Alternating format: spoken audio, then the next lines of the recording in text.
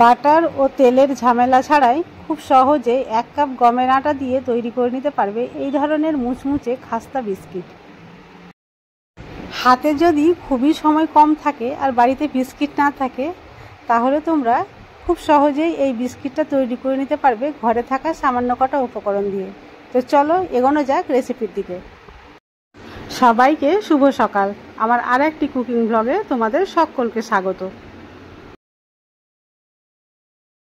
প্রথমেই আমি নিয়ে নিচ্ছি একটা বোল, আর এটাতে আমি দিয়ে দেব 2 টেবিল স্পুন ঘি।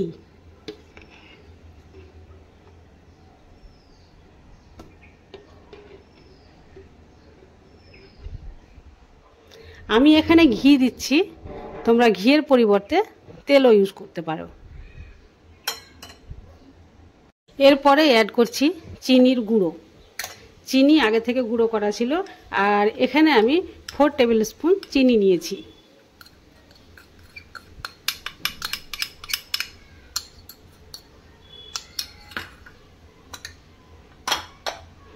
আর খুব ভালোভাবে চিনির সঙ্গে ঘি এইভাবে মিশিয়ে নেব।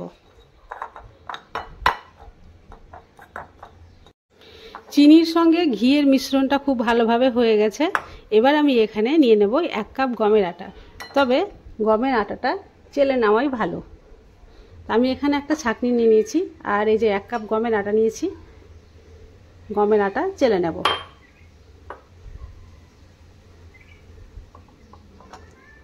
এবার আমি এখানে অ্যাড করে দেব সামান্য পরিমাণে লবণ আর বেকিং সোডা। দিয়ে দিচ্ছি বেকিং সোডা, 1 চিমটে পরিমাণে বেকিং সোডা রয়েছে। আর দিয়ে দিচ্ছি সামান্য পরিমাণে লবণ। লবণটা নিজের স্বাদ অনুযায়ী দেবে। তারপরে আবারও খুব ভালোভাবে চেলে নিচ্ছি। এরপরে এখানে আমি দিয়ে দেব সাদা তিল।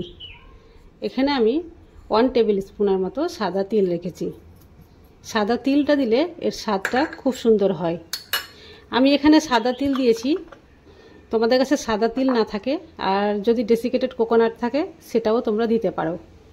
এবার সমস্ত উপকরণ আমি খুব ভালোভাবে হাত দিয়ে এইভাবে ময়াম করে নেব। ঘিয়ের সঙ্গে চিনি দেওয়ার জন্য কিন্তু সেটা জমাট বেঁধে গেছে, আর একটু এইভাবে ঘষে ঘষে ময়ামটা দিতে হবে। আমি এখানে ঘি দিয়েছি, তার জন্য 2 টেবিল চামচে হয়ে গেছে। তোমরা ঘিয়ের পরিবর্তে যদি তেল দিতে চাও তাহলে এখানে 4 টেবিল চামচ দিয়ে দেবে তেল, আর অবশ্যই সাদা তেলটা ব্যবহার করবে। এইভাবে একটু ঘষে ঘষে ভালো করে ময়ামটা দিয়ে নিতে হবে। এরপরে অল্প অল্প জল দিয়ে একটা শক্ত ডো তৈরি করে নেব। ডোটা কিন্তু সফট করলে হবে না, অবশ্যই শক্ত করতে হবে। দেখো ময়াম দেওয়া হয়ে গেছে। এইভাবে যখন মুঠো করছি তো আটাগুলো সম্পূর্ণ জড়ো হয়ে আসছে, আবার হাত দিয়ে চেপে দিলেই ভেঙে যাচ্ছে। তো এই পর্যায়ে আমি সামান্য করে জল দেব আর একটা ডো তৈরি করে নেব। একসঙ্গে বেশি জল দিলে চিনিটা গলে যাবে, আর চিনি গলে গিয়েও কিন্তু রসে পরিণত হয়, আর তার জন্য ডোটা সফট হয়ে যেতে পারে বেশি, বা নরম হয়ে যেতে পারে। তার জন্য আমি এখানে জলটা খুব কম করে দেব, আর এইভাবে হাত দিয়ে মাখিয়ে নেব।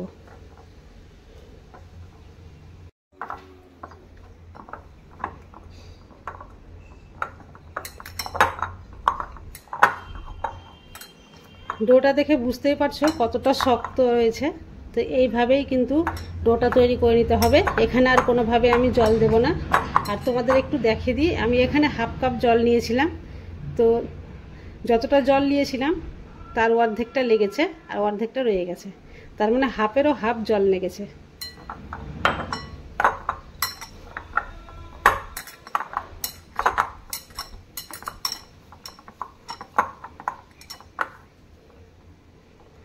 ডোটা রেডি হয়ে গেছে, আর এই রকম শক্ত ডো থাকতে হবে। এবার আমি এটা 10 মিনিটের জন্য রেস্টে রেখে দেব। ফিরে আসলাম 10 মিনিট পরে। দেখো আটাটা খুব সুন্দরভাবে সেট হয়ে গেছে। এবার আমি এটা থেকে রুটি তৈরি করে নেব। রুটিটা বেলতে হবে, খুব পাতলাও নয় আর খুব মোটাও নয়, একটু মাঝারি করেই বেলতে হবে। আর যেহেতু চিনি রয়েছে তো প্রথম দিকে বেলনে রুটিটা একটু লেগে যেতে পারে, তারপরে আস্তে আস্তে আবার ঠিকভাবে সেট হয়ে যাবে। রুটি তৈরি করা হয়ে গেছে। এবার আমি এই ছুরির সাহায্যে চারিধারটা কেটে নিই।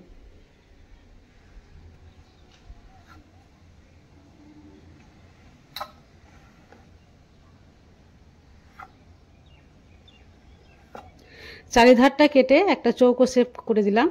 আর যে চারিধারে যে অংশগুলো বেঁচে রয়েছে সেগুলো আমি আবার নতুন করে বেলে নেব, বেলে আবারও বিস্কিট তৈরি করে নেব।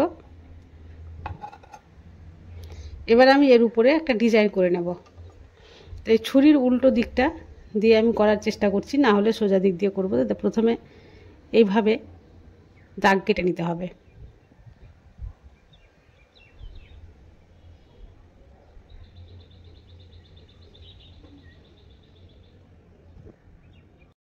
এইদিকে লম্বালম্বি দাগটা কাটা হয়ে গেছে। এবার আমি এটা ঘুরিয়ে নিলাম। এবার আড়াআড়িভাবে আবারও সেম একই প্রসেসে দাগটা কেটে দেব। তাহলে ডিজাইনটা তৈরি হবে এইভাবে মধ্যেখানে ছোট ছোট বক্সের মতো হয়ে যাবে। আর এটা তৈরি হওয়ার পরে ভীষণই সুন্দর লাগবে দেখতে। তো আমি আমার পছন্দের মতো একটা ডিজাইন করে দিলাম, তোমরা তোমাদের পছন্দ অনুযায়ী যে কোনো ডিজাইন করতে পারো। এই যে দেখো ডিজাইনটা কত সুন্দর হয়েছে। এইভাবে আমি সবগুলো করে নেব। তবে তার আগে একটা কাজ করতে হবে, এটা বিস্কিটের মতো শেপ দিয়ে দিতে হবে। তো প্রথমে আমি মধ্যে থেকে একটা দাগ দিয়ে দিচ্ছি, মানে কেটে দিচ্ছি, অর্ধেক করে দিচ্ছি।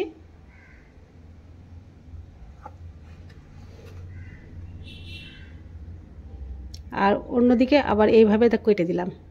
তাহলে তৈরি হয়ে গেল আমাদের এখানে 4টা বিস্কিট।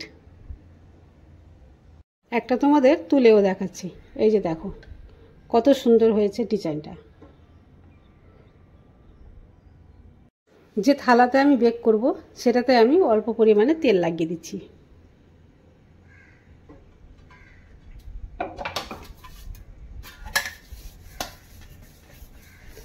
আমি এখানে তেল লাগালাম, তোমরা এখানে বাটার পেপার ইউজ করতে পারো বা নর্মাল পেপারের উপরে তেল লাগাতে পারো।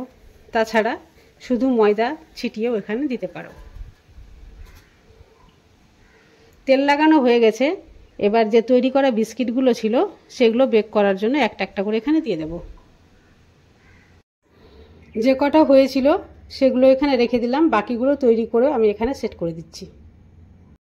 সমস্ত বিস্কিট তৈরি করা হয়ে গেছে। এবার আমি এগুলোকে বেক করে নেব। গ্যাসের ফ্লেম অন করে আমি একটা কড়া বসিয়ে দিয়েছি।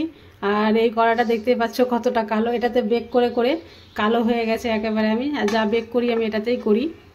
তো এটা গরম হয়ে গেছে, তাই আমি থালাটা এবার বসিয়ে দিচ্ছি।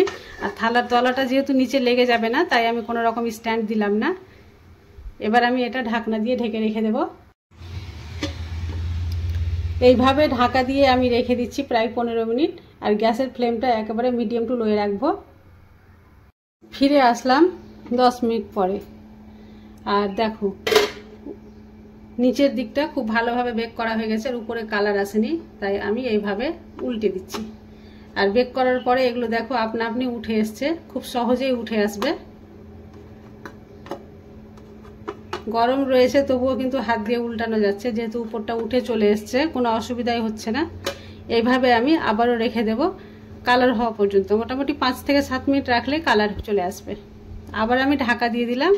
আর এবার 7 মিনিট পরে খুলে তোমাদের দেখাবো। প্রায় 7 মিনিট হয়ে গেছে, গ্যাসের ফ্লেমটা আমি বন্ধ করে দিয়েছি। আর তোমাদের খুলে দেখাচ্ছি। এই যে দেখো কালারটাও খুব সুন্দর হয়ে গেছে।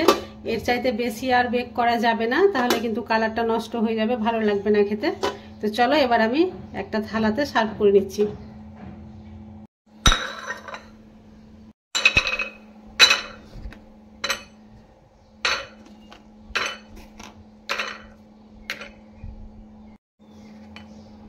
বিস্কিটগুলো দেখে বুঝেই গেছো কতটা খাস্তা আর মুচমুচে হয়েছে। আওয়াজ শুনে অবশ্যই বুঝতে পারছো। তো এই ধরনের সহজ সরল রেসিপি আমি প্রতিদিনই আমার চ্যানেলে আপলোড করে থাকি। এই ধরনের রেসিপি তোমাদের যদি ভালো লাগে প্লিজ চ্যানেলটি সাবস্ক্রাইব করে দিও। আর হ্যাঁ, সাবস্ক্রাইব করার সময় পাশে থাকা বেল বাটনটা অবশ্যই প্রেস করে দিও, তাহলে আমার নতুন ভিডিওর আপডেট খুব সহজেই চলে যাবে তোমার কাছে। আজকের বিস্কিটের রেসিপি তোমাদের কেমন লাগলো অবশ্যই আমাকে কমেন্ট করে জানাবে। আর ভিডিওটি ভালো লেগে থাকলে প্লিজ একটা লাইক করে দিও আর বেশি বেশি করে শেয়ার করিও। আজ তাহলে এই পর্যন্ত, দেখা হবে নেক্সট রেসিপি ব্লগে।